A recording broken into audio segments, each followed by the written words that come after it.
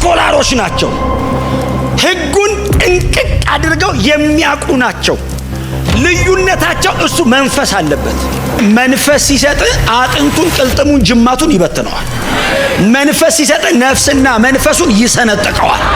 ምክንያቱም መንፈስ ሲሰጥ ያንተ አይደለም፣ የእግዚአብሔር ቃል ነው። ኢየሱስን እንኳን ኢየሱስ እኮ ሕግ እኮ የሚያውቅ አይደለም። ሕጉ እኮ ከሱ ነው የተቀዳው። የሕጉ እኮ አዋቂ አይደለም፣ ምንጭ ነው። ሲኖረው እኮ ሕግ ነው። እሱ ካለ ከዛን ቀን በኋላ ሕግ ነው። ታፉ ይውጣ እንጂ የእግዚአብሔር ቃል ነው ሲል ጉሮሮን እየጠረገ እንዳይመስል የእግዚአብሔር ድምጽ ነው። በዮሴፍ በኩል ግብጽ ገቧልና ግብጽ በዮሴፍ በኩል ገብቶ 400 ዓመት አጥፎ ሙሴ ጋር መጣ። በሙሴ በኩል ዘጸአት ተከናወነ አለና የሙሴ ረዘም አደረገው። ምክንያቱም ሕግ አምጪ ነው።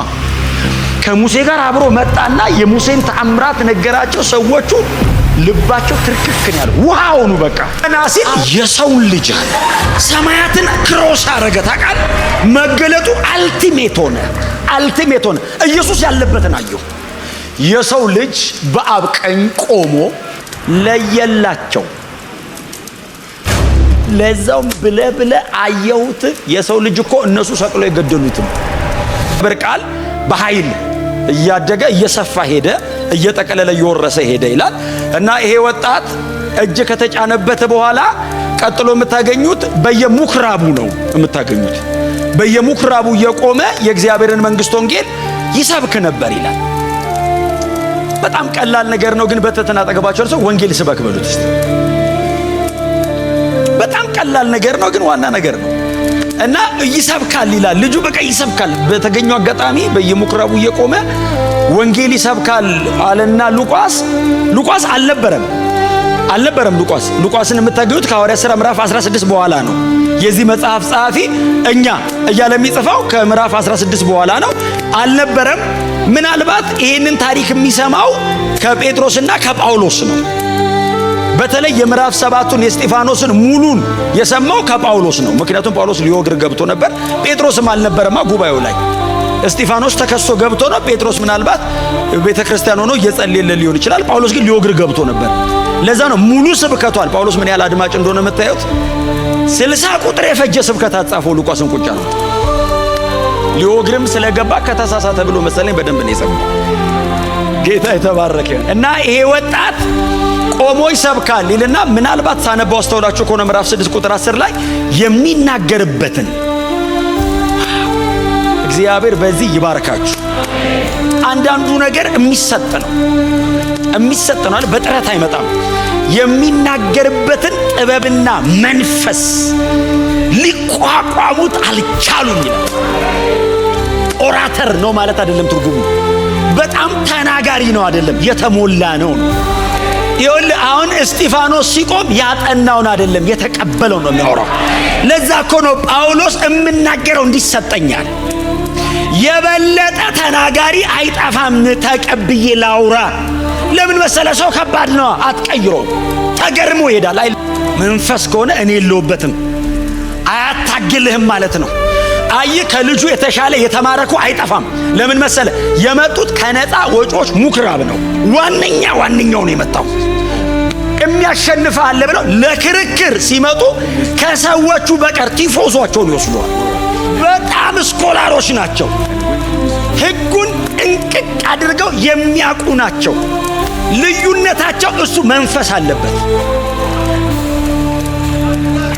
ክብር ለኢየሱስ ይሁን።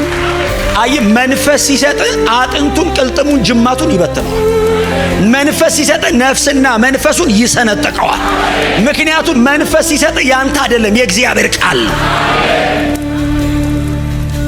እግዚአብሔር ይወስድሃል ማለት ነው። እግዚአብሔር ባንተ አፍ ያወራል ማለት ነው። እግዚአብሔር ባንተ እግር ይረግጣል። እግዚአብሔር ባንተ እጅ ይጨብጣል። ሰውየው ቆሞ ሲያወራ መለኮት ነው በሱ የሚያወራው። የሚናገርበትን ጥበብና መንፈስ ሊቋቋሙት አልቻሉም ይላል። ይሄ ብቻ አይደለም። ምዕራፍ 6ን ስታነቡት እኮ ልጁ ቆሞ ዝም ብሎ ነው የሚያወራው። ተአምር ልስራ የሚል ፕሮግራም የለውም። ቆሞ ሲያወራ ይላል። ጌታም አይደለም ይላል። ጌታም ነው። እስጢፋኖስም አይልም። እሱ ኢንስትሩመንት መጠቀሚያ ዕቃ ብቻ ነው። እግዚአብሔር በዚህ ይባርካችሁ። መጠቀሚያ ብቻ መሆን፣ እግዚአብሔር ብቻ ሲዋስህ፣ ሰውየው የለበትም። ጌታም በእርሱ እርሱ ይናገራል። ጌታም ቃሉን በምልክት በተአምራት ሚራክልስ ማለት ነው። ተአምር ማድረግ የሚል ስጦታ አንብባችኋል? አንደኛ ቆሮንቶስ ምዕራፍ 12 ላይ ተአምር ማድረግ ማለት ባይዘው ሜካኒካል አይደለም። ሆነ የምትለው እኮ አይደለም። ተአምር ማድረግ ይሰጣል ማለት እንጀራ መብላት እንደሚቀል ለነሱ ይቀላል ነው። ልጁ ዝም ብሎ ሲሰብክ እግዚአብሔር ተአምራት ያደርግ ነበር ይላል። ብዙ ሰዎች ነፃ ይወጣሉ፣ አጋንንቶች ይጮሃሉ። ልጁ ምንድነው ስራው? መስበክ። የእግዚአብሔርን ቃል በመንፈስ ይሰብከዋል። ክብር ለኢየሱስ ይሁን። ተአምራቶች ይከናወኑ ነበር ይላል። ሲያቀታቸው ይላል መጽሐፍ እንደማያሸንፉት ሲያውቁ፣ በእውነት ነው ማለት በዚህ ሰበብ ተከሰሱ፣ አልቻሉትም ይላል። ታውቃለህ ሙግት የለውም ማለት አይጨቃጨቅም። ዝም ብሎ ነው የሚያወራው፣ ይፈሳል ከላዩ ላይ። እንደማይችሉት ሲያውቁ በሕግ እናስቆመዋል።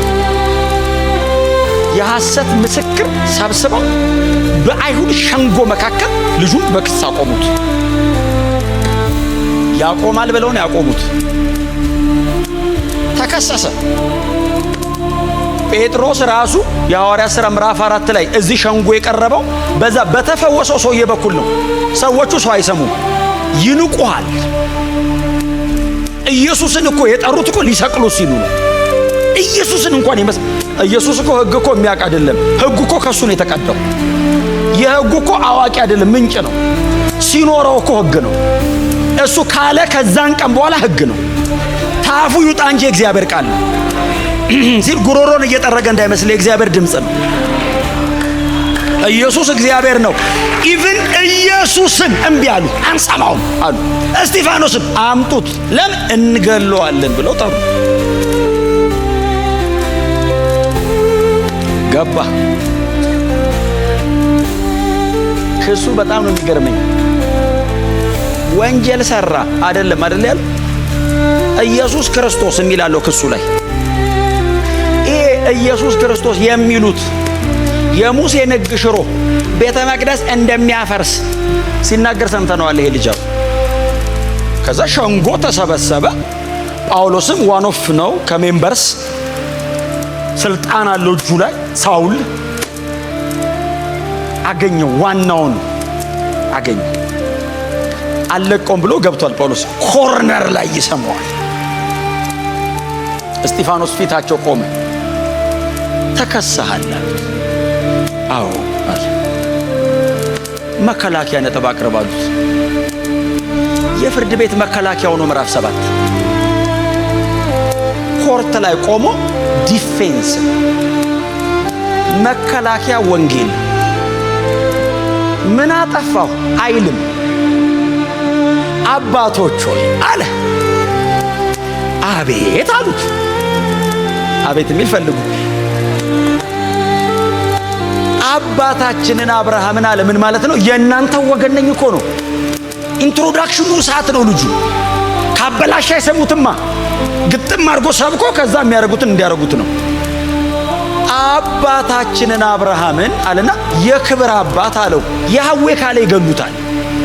ስለዚህ የክብር አባት ከካራን ጠራው ብሎ ጀመረ። ልክ ነህ አሉት። እጃቸው ላይ ጥቅልል አለ። ጥቅልሉን በቃል ነው የሚያውቁት። ከተሳሳት አይምሩህም። ፊት ለፊት ቁጭ ብለው ያወራዋል። እግራቸው ስር ድንጋይ አለ። እኔ አይደለሁም ያልኩት ወገሩትም ይላል። ከየት ይመጣል? በሆነ ጥቅስም ድንጋይም ከባድ ሕጉን ይዘዋል። ብትሳሳት ያውቁታል። ልጁስ አልተሳሳተም። ስህተት የለውም ስብከቱ።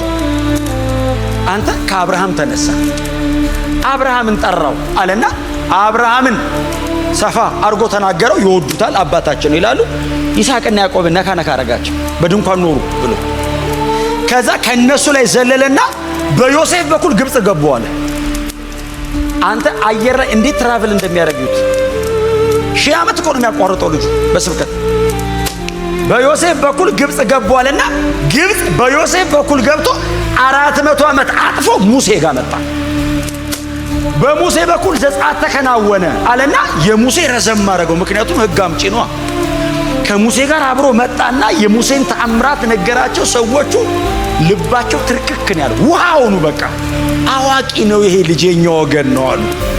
ይዟቸው እኮ ሊወጣል እነሱን መስሎ እሱን ሊያስመስላቸው ሰሙት። ከዛ መገናኛይቱ ድንኳን ብሎ ስላነሳ በመገናኛይቱ ድንኳን ምክንያት ኢያሱን አነሳው። ይዟት ወደ ከነዓን ገባ አለና ድንኳኗን አለና ዳዊት ጋር መጣ። ቤት ልስራልህ አለው ብሎ ከድንኳን ላውጣህ እግዚአብሔርን አለው ብሎ ዳዊትን ነካው በዚህ ውስጥ። ከዛ አንተ አሰራሊም ልጅ ሰለሞን ነው የሚሰራልኝ ብሏል ብሎ ሰለሞንን ነካው ስብከቱ ማለት። ከዛ ምን አይነት ቤት ነው የምትሰሩልኝ? ሰው በሰራው ቤት አልኖርም ብሎ ኢሳይያስ ጋር መጣ። ከዛ ኢየሱስ ጋር መጣ። 1440 ዓመት በ54 ቁጥር ነው የበረረው ዕውቀቱ። ብራዘር ቨርዥን እኮ ይመርጣል። እጃቸው ላይ ባለው ትርጉም እኮ ነው የሰበከው።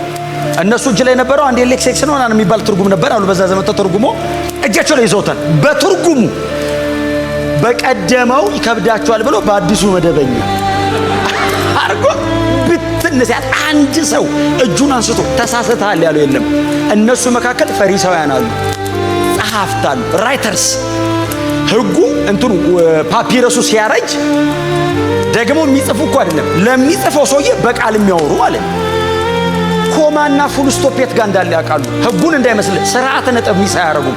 እነሱ ፊት ቆሞ አልተሳሳተም። ምን አይነት ኤክሰለንስ! በዚህ መጠን ማገልገል፣ በዚህ ልክ መሮጥ።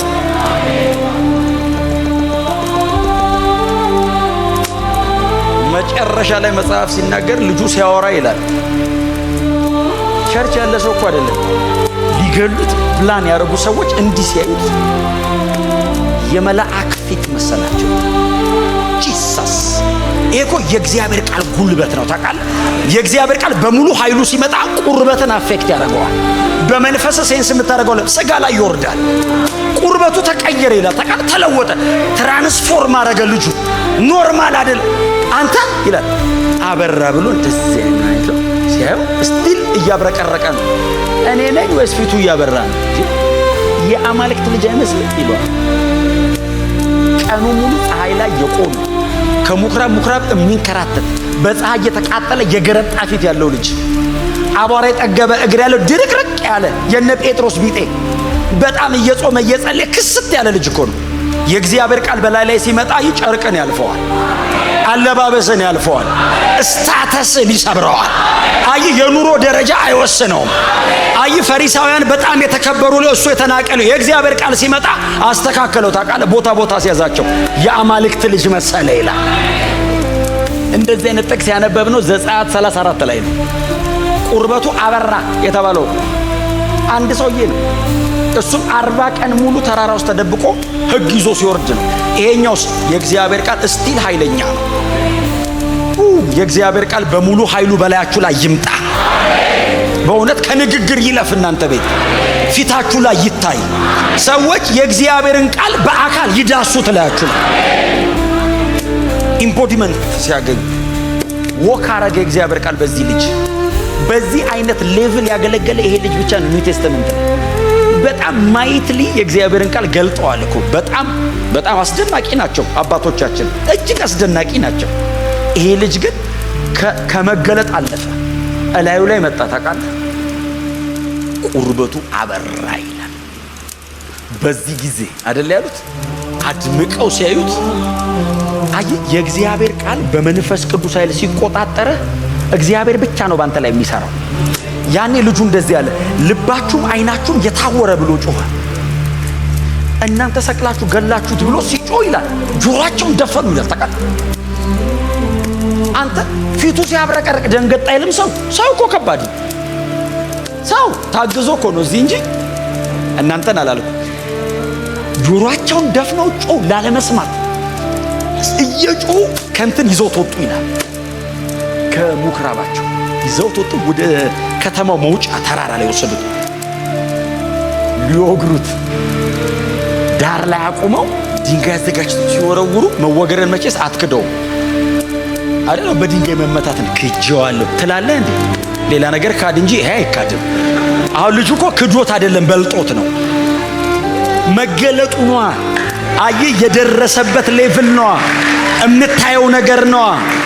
አይ እየተወረወረበት ሲመታ ቀና አለ። እኔ ምን ቀና እንዳረገው ቀና ሲል የሰውን ልጅ አለ ሰማያትን ክሮስ አረገ። ታውቃለህ? መገለጡ አልቲሜት ሆነ። ኢየሱስ ያለበትን አየሁ። የሰው ልጅ በአብ ቀኝ ቆሞ ለየላቸው። ለዛው ብለ አየሁት። የሰው ልጅ እኮ እነሱ ሰቅሎ የገደሉት ነው። በአብ ቀኝ ነው አሉ። ያው ተቀምጧል የሚል ነው የምናነበው መልእክታት ላይ ቆሟል አለ። አይ ቲንክ ሊቀበለው ነው አይደል? ዌልካም ሆም ነው። እንኳን ደህና መጣ። ምክንያቱም ታማኝ ምስክር ነው። አሁን ታማኝ ምስክር ኢየሱስ አይደል? ከዛ ውጭ ማን ነው? እዛ ራዕይ ምዕራፍ 2 ላይ የተባለው ማን ነው? አንድ ሰው ታማኝ ምስክሬ ተብሏል አይደል? አንድ ሰው ገደሉት ይላል። ማን ነው? አንቲጳስ ታማኙ ምስክሬ ኢየሱስ ነው የተጠራው። እዛው ራዕይ መጽሐፍ ላይ ታማኝ ምስክር የተባለው ኢየሱስ ነው። ቀጥሎ እንደዚህ አይነት ሰዎች ናቸው ታማኝ ምስክር የሚባሉት። ስሙን ያበድራቸዋል። ታውቃለህ? ሼር አድርገኝ ይላል። ታማኝ ምስክር እሱ ነው። አብ ታማኝ ምስክር የሚለው ኢየሱስ እሱም ነው ይላል። ናግባ ይላል። ሰልፉ መሃል ያስገባሃል። እና ይሄ ልጅ ታማኝ ምስክር ነው። አየህ፣ በፍጹም ቤንዳ ያረግም። ስብከቱ ቀጥ ያለ ነው። እና አየዋለሁ ሲል ሲወግሩት ዋነኛ አስወጋሪ ሳውል ቆሞ ነበር ይላል። ታውቃለህ? አፍጥጦ ያዋል ካልሞተ እንዳታውት ብሎ ልጁ አየዋለሁ ብቻ አይደለም አይደል ያለው። ትክክለኛ መገለጥ ወደ ጎንም ነው። ወደ ላይ ካየ ወደ የሚያደርጉትን አያውቁምና። ይሄንን ያለው መጽሐፍ ቅዱሳችን ላይ ጌታችን ኢየሱስ ብቻ ነው። ቀጥሎ ይሄ ልጅ ነው የደገመው። የእግዚአብሔር ቃል ጉልበት ነው። አይ ኮንቪንስ ተደርጓል ማለት ይሄ አስተሳሰቡን የእግዚአብሔር ቃል እንዴት እንደገለበጠው እዩት። ይሄ ልጅ አንተ ሚስ አያረግም እንደ እግዚአብሔር ጠላቶቼ ናቸውና የእጃቸው ስጣቸው። ይሄንን ቢል ባይዘው እኛ ኃጢአት ሰራ አንለውም። ልክ ነው የምንለው። በለጠን የሚያደርጉትን አያውቁምና ኢየሱስ የጀመረውን የህይወት ስታንዳርድ ሳያዛንፈው ጨረሰው። he was very young early 20 20ዎቹ መጀመሪያ ላይ ነው የሚሉት። እና አስወጋሪው ቆሞ እያየ ይሄ ልጅ ምሕረት ሲለምን ምዕራፍ 9 ላይ ዱላ የሚቀበለውን ሰውዬ ወጋሪ አድርጎ አስተዋወቀ ሉቃስ። በኋላ ዳነ ሲለን ማን ነው እንዳንል አስወጋሪ ብሎ በአንዱ ፈነራል ሰርቪስ ላይ ያንደኛው ኢናጉሬሽን አንዱ ወደ ሞት ሲሸኝ ሌላኛው እንትን ጨብጦን ገባ አስወገረው ሲል። አሁን እኛ እኮ የሚገርማችሁ 28 ምዕራፍ አንብበን ነው አሁን ሪቫይዝ እያደረገን ያለ ነው። ቴዎፍሎስን አስበው እያነበበ ቁጭ ብሎ ሳውል የሚሉ ሰው ያስወገረ ሲል ሳውልን አታውቀውም ይላል ዞሮ። የት ነው ያለው? ሊያሳስር ምዕራፍ 9 ጋር ገና አልደረሰማ። አስወገረ። አዎ እስጢፋኖስን። አዎ አይ ቆይ ቀጥል ጌታዬ ይሏል። እዛ አጠገቡ ያለው ሉቃስ የግል ሐኪሙ ነበር ይላሉ። እስቲ ያው ውስጡንም ውጪውን ነው አይደል ያከመው ሉቃስ የግል ሐኪሙ ነበር። ወንጌልም የነገረው እሱ እና ጌታዬ ቀጥል ሲለው ምዕራፍ 8 እና ምዕራፍ 9 ላይ ዳን የእስጢፋኖስ ልመና አመጣው። ምሕረት አድርግላቸው ሲል ይሄን ሰውዬ ሐዋርያ ያረገ ገነጠለው። ታውቃለህ? ከዛኛው መንግስት የእግዚአብሔር ፍጹም ፈቃድ በእስጢፋኖስ በኩል ተከናወነ። መልእክት ይሄ ነው። ከእናንተ ባልሆነ አይነት መንፈስ ታገለግላላችሁ። እናንተ እንዳልሆናችሁ በሚያስታውቅ ክብር ታገለግላላችሁ። እነሱ አይደሉም ይባላል። የሚናገሩበት ጥበብና መንፈስ ክብር ለኢየሱስ ይሁን። የሚናገሩት አጸናው በተአምር ምልክት አለ። አታየውም። ልንክደው ማንችለው ነገር ተከናወነ። ይሄማ ብዙ ሆኗል። ቁርበቱ ተለወጠ። ሆኖ አያውቅም። ይሄ ቁርበቱ ተቀየረ።